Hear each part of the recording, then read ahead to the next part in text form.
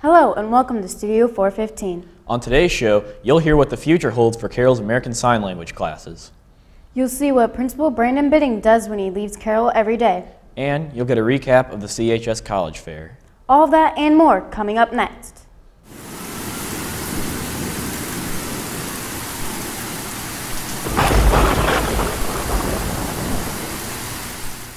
Welcome to Studio 415. I'm Aubrey Powerke. And I'm Adam Spieth. With the American Sign Language program gaining more attention, the classes begin to overfill. And with the lack of qualified teachers, the program struggles to keep up with its growing masses. In my story, you'll see how the ASL teachers are being overwhelmed, how they handle it, and the reason why there is such a struggle. One of the many foreign language programs offered here at Carroll High School is American Sign Language. The ASL program has been available at Carroll for 4 years. However, due to the sudden incline in ASL students, the classes are being overfilled.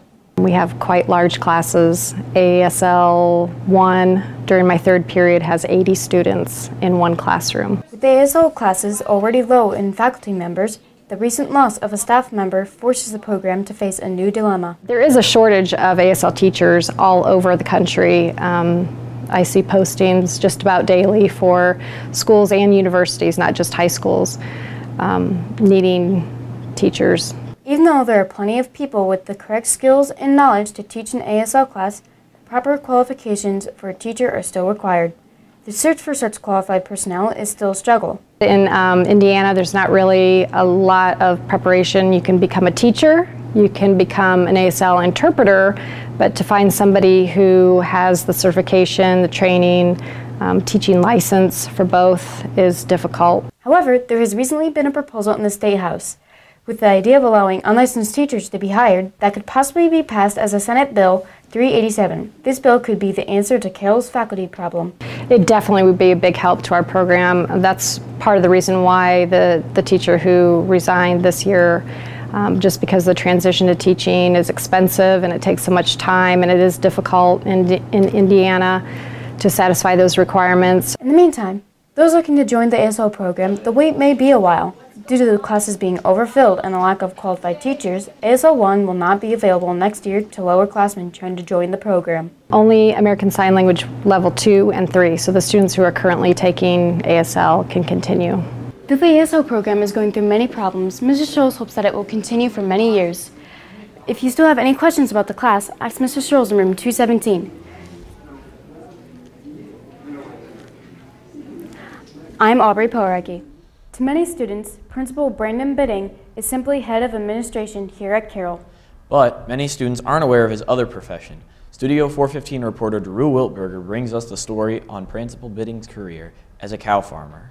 Bidding says that his cow farm acts as an escape from the stresses of everyday life for him. I had the chance to see this escape firsthand when I visited his farm. Brandon Bidding lives much differently than the rest of us. Much of his day consists of dealing with the many of the behind the scenes of what keeps Carroll running. Unbeknownst to many of the students at Carroll, Bidding is also a cow farmer. Bidding runs his farm strictly as a beef farm, meaning he raises his cows to provide meat for the community. Bidding grew up on a cattle farm and bought it from his family. He and his wife currently run it. I had the opportunity to buy the family farm. My wife and I did that and just kind of continued what I guess I was used to.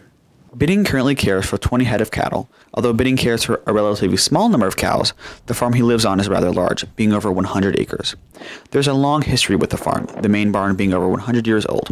With that rich of a past, Bidding keeps with tradition and only farms cattle. Around half of his herd are breeding age adults, while the other half are 9-month-old yearlings from last July, when calving season occurs. During the calving season, Bidding's time is mostly dedicated to checking on the newborn calves and their mothers, as well as any daily chores. This could range from feeding hay to capturing any escaped cows.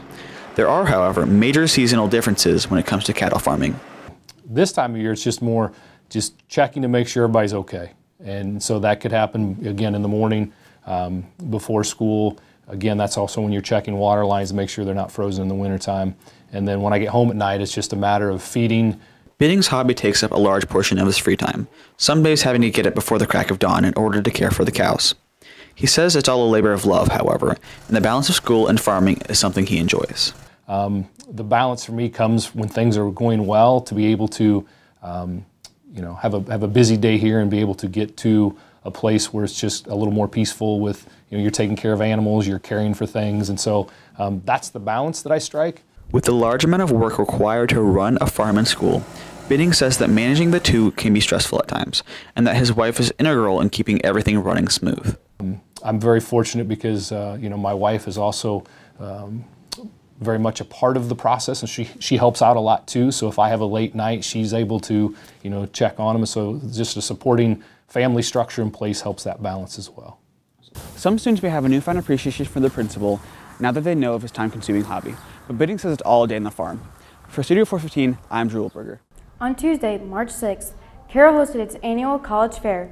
Many universities attended, including Purdue Fort Wayne and Indiana University. If you forgot to attend or decided not to, there's no need to stress. Studio 415 reporter Tristan Tyon brings us some information that the colleges presented during the fair. I had the chance to explore the college fair and see what many institutes of higher education look for when accepting student applications. Here's what they told me. Deciding which college to attend is a difficult choice for many college-bound students.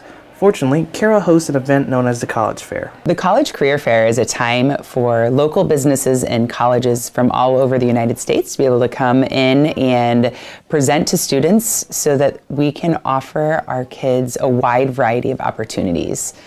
At this event, students are able to learn all about the colleges they would like to attend. In preparation for the fair, every teacher was given a blue pendant. They were instructed to write what college they attended on the pendant and post it outside their door. There was 93 institutes of higher learning attending the fair, including 82 colleges and 11 local businesses. The representative for Indiana University, Matt Gillum, spoke about what factors IU looks at when deciding which students to accept. We're definitely looking for students that have excelled academically in their high schools. We're not necessarily looking for students that have to have that 4.0 GPA, though we are accepting students with a wide range of GPAs, but we want to see students that have really challenged themselves in the classroom in high school. Many students immediately think the SAT or ACT is the end-all be-all for college applications. However, that's not the case.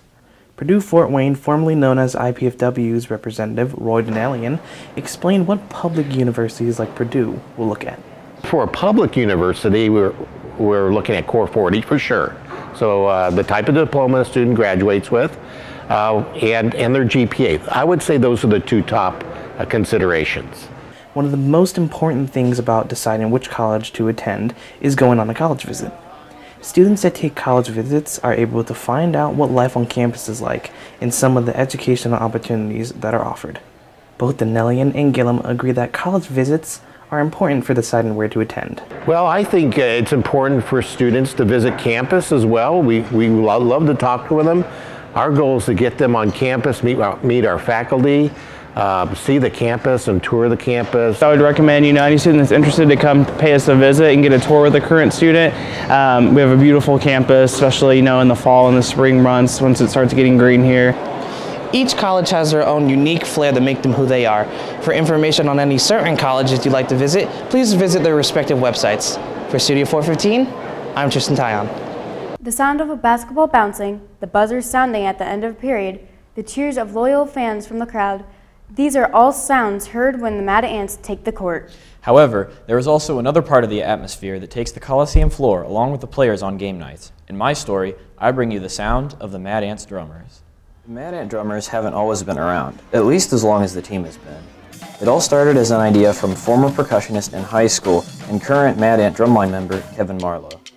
After leaving his high school drumline, he went to join the Indianapolis Colts drumline as a way to keep up on his skills, yet still have fun after high school. However, the group later folded and became the Indiana Pacers drumline. He liked what had been implemented into the Pacers drumline, so he decided to bring up the idea of adding a similar group to the Mad Ants organization, and thus the Mad Ants drumline was created. It gives me a chance to, now that I'm not in a performing ensemble again, to get to perform. It all begins with an audition process. In order to be a part of the group, you must first take place in the drum camp set up by the Mad Ant drummers that occurs before the season starts. They give a packet of music for you to go home and practice. If you come back and display your skills by playing the music well, they will admit you into the drum line. The members say that it's actually a lot of fun, and they take great pride in not just playing well, but also in other contributions they make to help the team. Right now we have the best home record in the G League, and the team believes highly that a big part of that is us. We try to get in the other players' heads. We try to make enough noise to distract them while they're trying to shoot the ball. It's just a great atmosphere. Although the group is comprised entirely of people that have at least graduated from high school, the Drumline still has quite a few connections to Carroll. Two of the ensemble snare drummers, Jason Pace and Jordan Owen, are battery techs that teach the indoor percussion ensemble at Carroll. Michael Brown, the director of the entire Mad Ant Drumline, is also the director and writer of the music for Carroll's Drumline. And finally, Henry Concert, a former tenor drummer at Carroll, now plays tenor for the Mad Ant line. It's easy to see why the members are excited to be in the ensemble.